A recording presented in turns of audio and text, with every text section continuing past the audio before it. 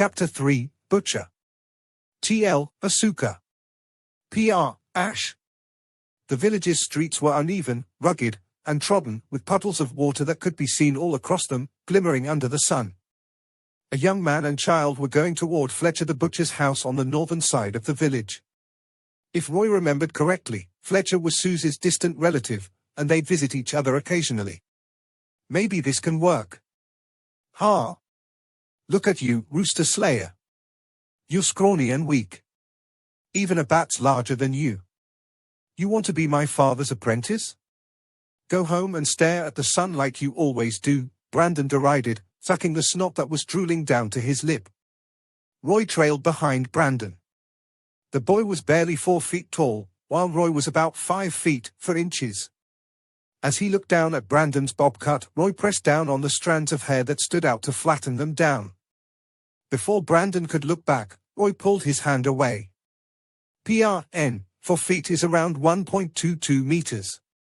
5 feet 4 inches is around 1.63 meters. Well, that's the spot. He was an 18-year-old man in his past life, so Roy thought there was no need to argue with a brat. He shrugged, looking nonchalant. I'm already 13. So what if I killed a chicken? Only bumpkin brats like you would get scared. Rooster Slayer? That's a dumb name. Where did you come up with it? In Dummy Land? You're a fool who can't even toil the field, and yet you can kill a chicken. Obviously, you're possessed by a demon, so I'll have to keep monitoring you closely.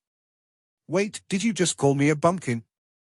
Brandon wiped the snot off his lips with his fat, dirty hands, before wiping his fingers on his clean shirt. Brandon's financial standing was better than most families in the village, thanks to him being the butcher's son.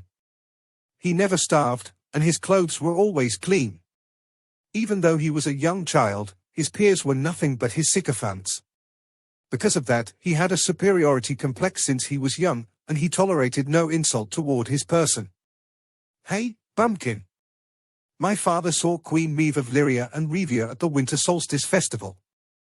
And he told me about that grand event every night. You've never even stepped out of this village, and you call me a bumpkin? Oh, so you're saying that Uncle Fletcher brags to you every night, huh? Has he ever told you about magic tricks then? Roy observed Brandon's expression calmly. When he heard about magic tricks, Brandon's eyes shone, and they filled with longing and admiration as he blabbered about it. Roy was relieved to see Brandon's interest in tricks. He stopped in his tracks and puffed out his chest.